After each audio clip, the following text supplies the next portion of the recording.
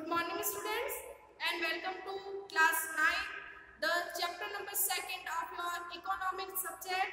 The chapter is people as resources. Students, in our last class we discussed about the many factors which affected the quality of population.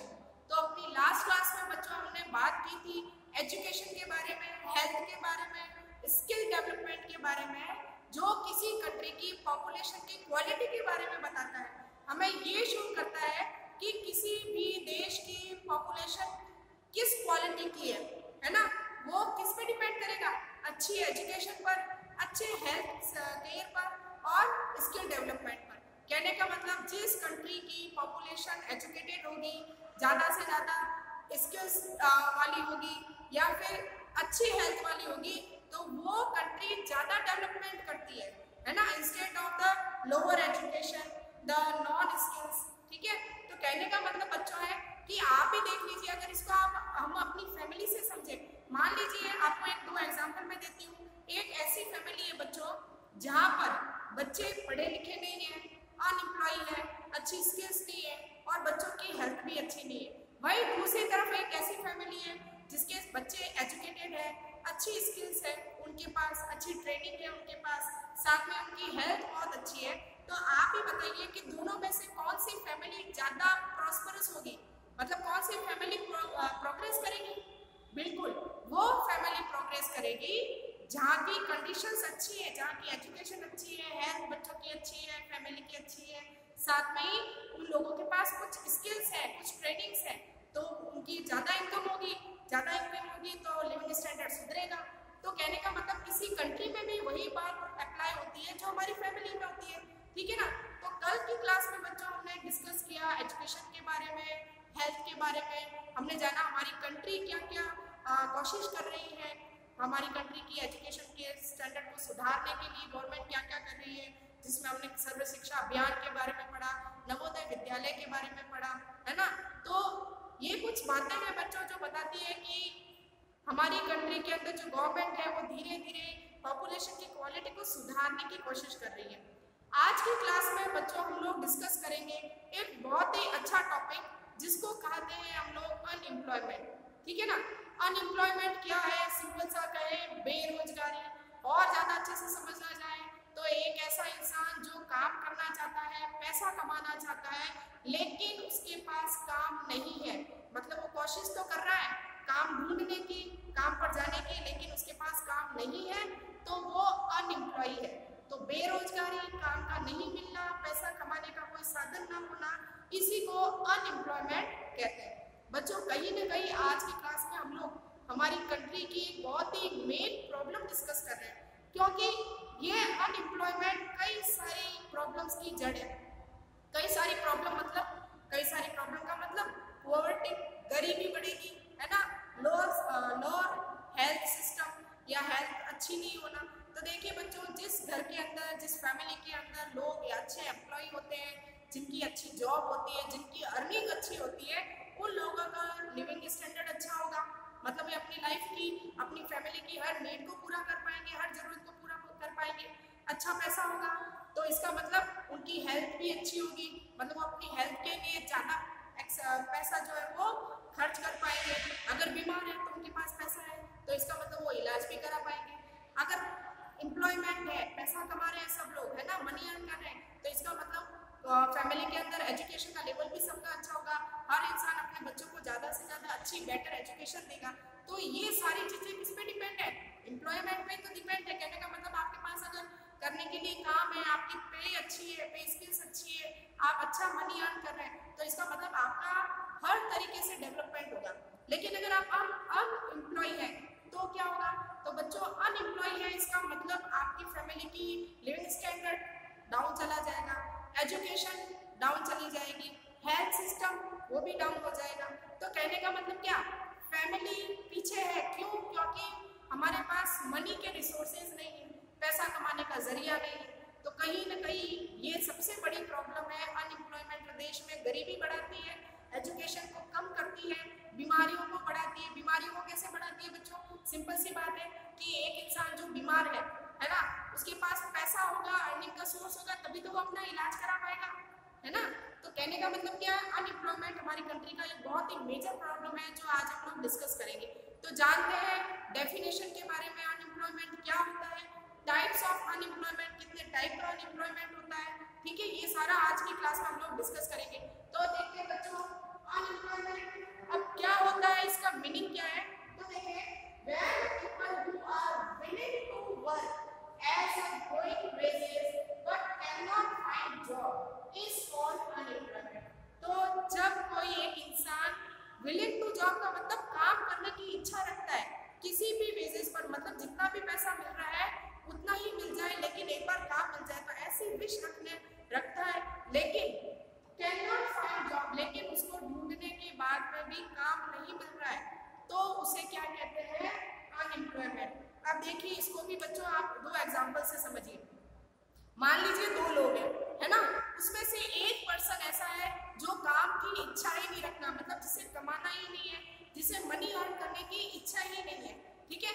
दूसरी तरफ दूसरा जो person है वो जगह जगह पर काम ढूंढ रहा है ना, जाकर जगह जगह पर जाकर शॉप पर या जहाँ कहीं भी वो सोच रहा है कि मुझे जैसे तैसे कोई भी काम मिल जाए किसी भी बेसिस पर मैं करने को तैयार हूँ। कहने का मतलब क्या है, एक की तो काम करने की इच्छा ही नहीं है और एक काम करना चाहता है लेकिन उसके पास जॉब नहीं है, उसे मिल ही नहीं रहा एम्प्लॉयमेंट। तो कहने का मतलब क्या, सेकंड जो पर्सन है जिसकी विल तो है, काम करने की इच्छा है, किसी भी बेसिस पर वो काम कर लेगा, लेकिन उसे जॉब नहीं मिल रहा, इस सिचुएशन को अनएम्प्लॉयमेंट कहते हैं, ठीक है। लेकिन दूसरी तरफ एक ऐसा पर्सन हम लोग देख रहे हैं जो काम करना ही नहीं चाहता, ना तो वो जॉब ढूंढ रहा है ना उसे इच्छा है काम करने की, तो उसे अनएम्प्लॉयमेंट नहीं कहेंगे। ये बच्चों बात जरूर ध्यान रखिएगा, ठीक है। सेकेंडली देखिए the workforce population includes people from 40 to 59 year. ये ध्यान रखिएगा बच्चों कि जब हम अनएम्प्लॉयमेंट की बात कर रहे हैं तो हमारे सामने एक नया वर्ड आता है, ये वर्ड है वर्कफोर्स पॉपुलेशन। अब पहले समझें वर्कफोर्स पॉपुलेशन क्या होती है। तो देखिए बच्चों हमारी कंट्री के अंदर 15 ईयर से लेकर 59 ईयर तक के लोगों को वर्कफोर्स पॉपुलेशन कहा गया है, मतलब वे लोग जो काम करके पैसा कमा सकते हैं उस पॉपुलेशन को वर्कफोर्स पॉपुलेशन कहा गया है। और आप देखिए यही पॉपुलेशन है जो जगह जगह पर काम करती है, प्रोडक्शन में अपना कंट्रीब्यूशन देती है, जिससे हमारी कंट्री की नेशनल इनकम बढ़ती है, कंट्री का डेवलपमेंट होता है। जरा एग्जाम्पल देते हैं बच्चों, मान लीजिए एक फैमिली है उसमें 10 मेंबर्स हैं, जिसमें से ओनली मदर और फादर दो लोग जो है वो काम कर रहे हैं, बाकी के जो 8 मेंबर्स हैं वो किसी तरह का प्रोडक्टिव वर्क नहीं कर रहे, मतलब उनका कोई कंट्रीब्यूशन अर्निंग के अंदर नहीं है। तो क्या होगा, तो वर्क पॉपुलेशन कौन सी हुई इस फैमिली की, 2 पर्सन्स जो पैसा कमा रहे हैं वो तो है वर्किंग पॉपुलेशन, बाकी जो 8 लोग हैं, जो 8 लोग हैं फैमिली के जो कुछ नहीं कर रहे वो वर्किंग पॉपुलेशन नहीं है, ठीक है। तो कहने का मतलब हमारी कंट्री में 15 ईयर से 59 ईयर तक के लोगों को वर्किंग पॉपुलेशन माना गया है। वे लोग जो देश की नेशनल इनकम को बढ़ाने के लिए, नेशनल ग्रोथ को इंक्रीज करने के लिए कहीं न कहीं किसी न किसी काम के अंदर इन्वॉल्व है, जो पैसा कमा रहे हैं और कमा सकते हैं, उसको वर्किंग पॉपुलेशन माना गया है, ठीक है। अब देखिए in India unemployment in the rural and urban areas have different nature. अब हम बात करते हैं कि टाइप ऑफ अनएम्प्लॉयमेंट की। बच्चों हमारी कंट्री के अंदर आप देखिए मोस्टली जो पॉपुलेशन है आज भी 65% 64% पॉपुलेशन विलेज रीजन के अंदर रूरल एरिया में रिसाइड करती है। रूरल का मतलब गांव, ठीक है, और बाकी पॉपुलेशन जो है वो अर्बन एरिया में रिसाइड करती है। अर्बन एरिया मतलब शहरों के अंदर, तो कुछ पॉपुलेशन गांव में रह रही है, कुछ पॉपुलेशन शहरों में रह रही है। अब दोनों ही जगह पर अनएम्प्लॉयमेंट देखने को हमको मिलता है। रूरल एरिया में जाओ मतलब विलेज एरिया में जाएंगे तो भी आपको अनएम्प्लॉयमेंट देखने को मिलेगा, और बड़ी बड़ी सिटीज में या अर्बन एरियाज में जाएंगे तो वहां पर भी अनएम्प्लॉयमेंट है।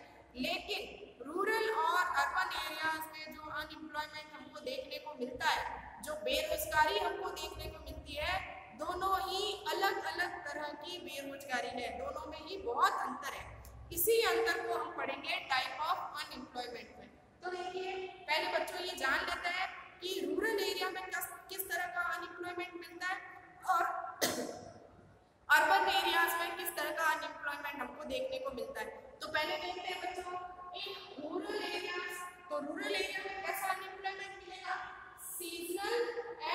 dismissed unemployment are found. तो गांवों के अंदर सीजनल अनएम्प्लॉयमेंट और डिसमिस्ड अनएम्प्लॉयमेंट देखने को मिलता है। आगे हम लोग इनके मीनिंग को भी समझेंगे, डिटेल में बात करेंगे। दूसरी तरफ अगर आप अर्बन एरियाज की बात करें, अर्बन का मतलब शहरों के अंदर किस तरह का अनएम्प्लॉयमेंट है, तो देखिए बच्चों एजुकेटेड अनएम्प्लॉयमेंट, तो ये टोटल मिला के 1, 2 और 3 टाइप का अनएम्प्लॉयमेंट होता है, सीजनल, डिसमिस्ड और एजुकेटेड अनएम्प्लॉयमेंट। अब हम बात करेंगे इनकी डिटेल के अंदर। तो सबसे पहले हम लोग बात करेंगे बच्चों सीजनल अनएम्प्लॉयमेंट क्या होता है। तो पहले इसको आप समझ लें, फिर बोर्ड पे देखेंगे। तो देखिए बच्चों सीजनल अनएम्प्लॉयमेंट रूरल एरिया में मिलने वाला सबसे मेजर अनएम्प्लॉयमेंट है। मतलब इस टाइप की बेरोजगारी, सीजनल बेरोजगारी आपको कहाँ देखने को मिलेगी, गांव के अंदर। अब देखिए बच्चों विलेज एरिया है, रूरल एरिया है, तो मोस्टली यहाँ पे जो लोग हैं वो एग्रीकल्चर का काम करेंगे, खेती बाड़ी करेंगे। और आपको ये भी पता है कि मॉनसून से कुछ समय पहले और मॉनसून के कुछ समय बाद तक हर गांव के अंदर एग्रीकल्चर का काम होता है। तो ऐसा मान लीजिए कि ऑलमोस्ट पूरे ईयर के 6 मंथ तक तो जो एग्रीकल्चर के अंदर इन्वॉल्व है लोग, जो फार्मर्स हैं, उनके पास करने के लिए काम होता है, क्योंकि वो खेतों में जाते हैं, खेती बाड़ी करते हैं, फसल उगाते हैं। तो उनके 6 मंथ तो एग्रीकल्चर एक्टिविटी में निकल जाते हैं। फसल की कटाई हो जाती है, बुआई हो जाती है, मार्केट के अंदर वो लोग फसल को बेच देते हैं। उसके बाद ठीक है ना, मतलब फसल को बुआई कटाई सब करके जब वो बेच देते हैं, उसके बाद रूरल एरिया में ये जो लोग हैं जिसको हम फार्मर्स कहते हैं, इन फार्मर्स फैमिलीज के लिए बाकी 6 मंथ तक करने के लिए कोई काम नहीं होता। क्यों नहीं होता? क्योंकि अगर हम स्पेशली राजस्थान के बच्चों बात करें तो आपको बता दें कि ये डेजर्ट रीजन है, रेनफॉल कम होता है, इसीलिए यहाँ पर एक सीजन के अंदर जो फसल होगी उसके समय तो इन लोगों को एम्प्लॉयमेंट मिल जाएगा, काम मिल जाता है। लेकिन जैसे ही फसल का सीजन निकल जाता है उसके बाद में इनके पास एम्प्लॉयमेंट खत्म हो जाता है। तो इसे कहते हैं सीजनल अनएम्प्लॉयमेंट। ज्यादातर विलेज एरिया में देखने को मिलता है उन फैमिलीज में जो एग्रीकल्चर वर्क करते हैं, मतलब खेती बाड़ी का काम। क्योंकि बच्चों एग्रीकल्चर वर्क जरूरी नहीं है कि पूरे साल तक चले, ठीक है। तो इसीलिए जब तक एग्रीकल्चर वर्क होता रहता है, जब तक ये फार्मर्स खेती बाड़ी करते हैं, तब तक तो इनके पास काम है। लेकिन जैसे ही इनका सीजन निकल जाता है उसके बाद में ये अनएम्प्लॉय हो जाते हैं, इनके पास काम की कमी हो जाती है। तो इसे सीजनल अनएम्प्लॉयमेंट कहते हैं। When people are not able to find job during the some month of the year, in agriculture this type of unemployment is found. तो देखिए जब लोगों को कोई फाइंड या कोई जॉब पर्टिकुलर कुछ मंथ तक कोई काम नहीं मिलता है, मतलब वे लोग जो पूरे साल में से कुछ महीने तक जिनके पास करने के लिए कोई काम नहीं होता है, इस टाइप के अनएम्प्लॉयमेंट को सीजनल अनएम्प्लॉयमेंट कहते हैं। तो सीजनल अनएम्प्लॉयमेंट बेसिकली एग्रीकल्चरल से जुड़ी हुई अनएम्प्लॉयमेंट है, ठीक है। सेकेंड हम बात करेंगे डिसमिस्ड अनएम्प्लॉयमेंट। अब डिसमिस्ड अनएम्प्लॉयमेंट का मतलब क्या है, सिंपल सा समझिए बच्चों। एक शॉप है या एक फैमिली है जो पूरे फार्म हाउस पर काम कर रही है। जैसे देख लीजिए बच्चों, ये पूरा एक क्या है, ये एक पूरा खेत है, फॉर्म है। यहाँ पर टोटल मिलाकर 1, 2, 3, 4, 5, 6, मतलब एक ही फैमिली के 6 मेंबर एक ही फॉर्म पर खेती का काम कर रहे हैं। तो ये यहाँ पर क्या कर रहे हैं, प्रोडक्शन का काम कर रहे हैं, ठीक है।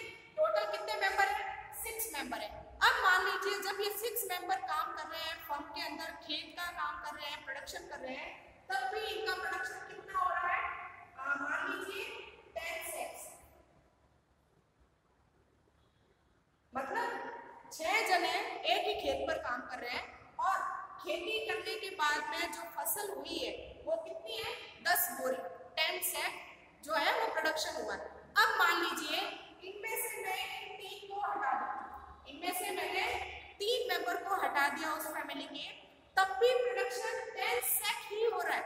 तो इसका मतलब ये 3 लोग जो यहाँ पर काम कर रहे थे, एक्चुअल के अंदर ये डिसमिस्ड अनएम्प्लॉयमेंट है। कहने का मतलब दिख रहा है कि काम कर रहे हैं, लेकिन इनके कारण प्रोडक्शन में कोई इंप्रूवमेंट नहीं है।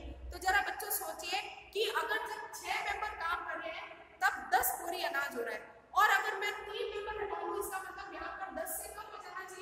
या तो यहाँ पर 8 सेट हो जाता या 6 सेट, मतलब 6 या 8 बोरी हो जाना चाहिए था, क्योंकि मेंबर कटेंगे तो प्रोडक्शन भी कटेगा। लेकिन यहाँ पर प्रोडक्शन में कोई चेंज ही नहीं आया है। तो कहने का मतलब एक ऐसा अनएम्प्लॉयमेंट जहाँ आपको दिखता है कि सारे लोग प्रोडक्शन में हेल्प कर रहे हैं, सब प्रोडक्शन में इन्वॉल्व है, लेकिन जिनको अगर हम उनमें से कुछ लोगों को हटा दें फिर भी प्रोडक्शन में कोई चेंज नहीं आता है, तो उसे को क्या कहते हैं, डिसमिस्ड अनएम्प्लॉयमेंट कहते हैं। आप एक और एग्जांपल से समझ सकते हैं। देखिए एक शॉपकीपर है, ठीक है, उस शॉप के ऊपर एक ही दुकान के अंदर दादा, उसका बेटा और उसका बेटा, मतलब दादा, उसका बेटा और उसका पोता, 3 मेंबर एक ही शॉप पर काम कर रहे हैं, ठीक है, और उस फैमिली की, उस शॉप की मंथली इनकम 30,000 है। 3 लोग एक ही दुकान पर काम कर रहे हैं और इनकी पूरे साल की इनकम कितनी है, 30,000 रुपीज, 30,000 ये लोग कमा रहे हैं। अब मान लीजिए इसमें से मैं एक मेंबर को हटा दूं, फिर भी शॉप की इनकम कितनी है, 30,000 है। अब यहाँ पर मैं एक और मेंबर को हटा दूं, फिर भी इनकम कितनी हो रही है, 30,000। इसका मतलब यहाँ पर ये 2 लोग जो दिख रहा था कि शॉप पर काम कर रहे हैं, एक्चुअल में इनका प्रोडक्शन से कोई इफेक्ट नहीं पड़ा, मतलब इनके होने या ना होने से शॉप की इनकम पर कोई इफेक्ट नहीं पड़ा। तो ये 2 लोग कौन थे, इनके पास डिसमिस्ड अनएम्प्लॉयमेंट है। इसको बच्चों हिंदी के अंदर कहते हैं छुपी हुई बेरोजगारी। छुपी हुई का मतलब दिख रहा है कि सामने वाला काम कर रहा है, लेकिन उसके काम करने से हमको रिटर्न के अंदर कोई चेंज नहीं मिल रहा, ये डिसमिस्ड अनएम्प्लॉयमेंट होता है। ठीक है बच्चों, तो देखिए आप, people appear to be employed family members engaged in agriculture activity at this time और distinguished unemployment। अब हम आ जाते हैं बच्चों एजुकेटेड अनएम्प्लॉयमेंट। अगर हम अनएम्प्लॉयमेंट में एजुकेटेड अनएम्प्लॉयमेंट की बात करें बच्चों, तो पूरी इंडिया के अंदर सबसे ज्यादा मिलने वाला अनएम्प्लॉयमेंट है एजुकेटेड अनएम्प्लॉयमेंट। अब होता क्या है, देखिए बच्चों, आज की तारीख में हम लोग देखते हैं कि स्पेशली हर कोई ज्यादा से ज्यादा एजुकेटेड होना चाह रहा है, ज्यादा से ज्यादा डिग्रियां, ज्यादा से ज्यादा लोग पढ़ रहे हैं, बड़ी बड़ी पोस्ट, बड़ी बड़ी डिग्रियां इनके पास है, लेकिन स्किल्स है, एजुकेशन है, डिग्री है, लेकिन जॉब नहीं मिल रही। मतलब पढ़े लिखे तो है, अच्छी डिग्री है, इंजीनियरिंग कर लिया है, बीई कर लिया है, एमएससी कर लिया है, एमबीए कर लिया है, लेकिन इतनी डिग्री लेने के बाद में भी अगर किसी पर्सन को जॉब नहीं मिलती तो उसे एजुकेशनल अनएम्प्लॉयमेंट कहते हैं। और बच्चों एजुकेशनल अनएम्प्लॉयमेंट की प्रॉब्लम जो है ज्यादातर अर्बन एरियाज में देखने को मिलती है, मतलब शहरों के अंदर एजुकेशनल अनएम्प्लॉयमेंट ज्यादा देखने को मिलता है, जहाँ पर लोग पढ़े लिखे तो हैं, जिनके पास ऊंची ऊंची डिग्रियां हैं, लेकिन काम नहीं है, लेकिन जॉब नहीं है, ऐसी अनएम्प्लॉयमेंट को एजुकेशनल अनएम्प्लॉयमेंट कहा जाता है। तो जानते हैं बच्चों एजुकेशनल अनएम्प्लॉयमेंट के बारे में, many youth with the matriculation, graduation, post graduation degrees are not able to find job. हम लोग देखते हैं कि कई बार हम लोग अपने आसपास देखते हैं कि कई सारे लोग ग्रेजुएशन कर चुके हैं, पोस्ट ग्रेजुएशन कर चुके हैं, इंजीनियरिंग कर ली है, एमबीए कर लिया है, एमसीए कर लिया है, लेकिन डिग्री तो है लेकिन जॉब नहीं है। तो इस तरह के अनएम्प्लॉयमेंट को एजुकेटेड अनएम्प्लॉयमेंट कहते हैं। अब देखिए unemployment leads to the wastage of man power resources. अब अनएम्प्लॉयमेंट के नुकसान क्या है, तो पहली चीज अनएम्प्लॉयमेंट के कारण ह्यूमन रिसोर्स का वेस्टेज होता है। कैसे कि लोग पढ़े लिखे हैं, सारी क्वालिटीज है, सारी स्किल्स है, लेकिन काम नहीं मिल रहा, इसके कारण जो मेहनत उन लोगों ने की है वो सारी क्या हो गई है, उस रिसोर्स को वेस्टेज हो रहा है ना। कहने का मतलब एजुकेशन, आप एजुकेटेड हो, आपके पास अच्छी डिग्री है लेकिन जॉब नहीं है, इसका मतलब आपकी जितनी भी स्किल्स थी, आपकी एजुकेशन जो है वो क्या जा रही है, वेस्ट जा रही है। तो अनएम्प्लॉयमेंट जो है वो ह्यूमन रिसोर्सेज को वेस्ट कर देता है। दूसरा, people do not have enough money to support their families. दूसरा नुकसान ये होता है बच्चों की, जब हम देखते हैं कि कोई अनएम्प्लॉय होता है जिसके पास करने के लिए कोई काम नहीं है, तो अब बिना मनी के वो अपनी फैमिली को भी सपोर्ट नहीं कर पाता, क्योंकि बच्चों फैमिली को पालने के लिए पैसा चाहिए, क्योंकि फैमिली की सारी डिमांड्स होती है, खाने की, पीने की, रहने की, है ना। तो इन सारी डिमांड्स को बिना मनी के कैसे पूरा किया जाएगा? और मनी जो है वो तभी आएगा जब आपके पास कोई जॉब है, आपके पास एम्प्लॉयमेंट होगा। तो इस तरह से जब अनएम्प्लॉयमेंट होता है तो मनी का सपोर्ट भी फैमिली के लिए खत्म हो जाता है। इसके अलावा अनएम्प्लॉयमेंट इंक्रीज इकोनॉमिक लोड, ये ध्यान रखिएगा। Economic load, unemployment economic load बढ़ाता है। इकोनॉमिक लोड का मतलब क्या? एक फैमिली के अंदर मान लीजिए 4 बच्चे हैं, ठीक है, उनमें से 2 बच्चे जॉब कर रहे हैं, बाकी 2 बच्चे घर पे बैठे हैं। तो जो बच्चे घर बैठे हैं, जो कुछ नहीं कर रहे, उनका सारा खर्चे का लोड किस पे है? उन लोगों पर जो कमा रहे हैं। तो कहने का मतलब अनएम्प्लॉयमेंट इकोनॉमी का लोड बढ़ाता है। और lastly dependence of the unemployed on the working population increase. और हमारी कंट्री के अंदर धीरे धीरे अनएम्प्लॉयमेंट, जो अनएम्प्लॉयड लोग हैं, उनका लोड वर्किंग पॉपुलेशन पर बढ़ता जा रहा है। मतलब कुछ लोग ही काम कर रहे हैं, लेकिन उनके ऊपर उन लोगों का लोड भी है जो कोई काम नहीं कर रहे। तो उनको भी तो पालना पड़ेगा, उनके ऊपर भी तो पैसा खर्च करेगा। जो कुछ नहीं कर रहा उसके ऊपर भी तो, क्योंकि उसकी और कुछ नहीं तो उसके खाने की, पीने की, रहने की, कपड़े की सारी नीड पूरी करनी पड़ेगी। तो इस तरह से बच्चों कह सकते हैं कि अनएम्प्लॉयमेंट किसी भी कंट्री की ग्रोथ के बीच में बहुत बड़ी प्रॉब्लम है, ठीक है। दूसरी चीज, किसी भी फैमिली का स्टेटस तभी सुधर सकता है जब उस फैमिली में सारे मेंबर्स के पास में कोई जॉब हो, है ना। और तीसरा, कुछ एजुकेटेड लोग जो एजुकेटेड हैं, जिन्होंने खूब सारा पैसा अपने एजुकेशन पे खर्च किया है, लेकिन अगर उनको जॉब नहीं मिलेगी तो उनका जो स्किल्स है, उनकी एजुकेशन वेस्ट चली जाएगी। तो इस तरह से बच्चों, ये था हमारा चैप्टर जो इसी के साथ अनएम्प्लॉयमेंट के साथ होता है खत्म, और जिसमें हमने कई सारी बातें जानी। हमने ये जाना है कि एजुकेशन है, प्रॉपर हेल्थ, स्किल डेवलपमेंट, ये सारी चीजें क्यों जरूरी है। और साथ में ये भी डिस्कस किया है कि अनएम्प्लॉयमेंट हमारी कंट्री की कितनी बड़ी प्रॉब्लम है, जिसको हम लोगों को सॉल्व करना पड़ेगा। तो ये आज की जो क्लास है बच्चों, यही होती है खत्म। कल वापस हम एक नए सब्जेक्ट, नए टॉपिक के साथ मिलेंगे। तब तक के लिए thank you and good bye.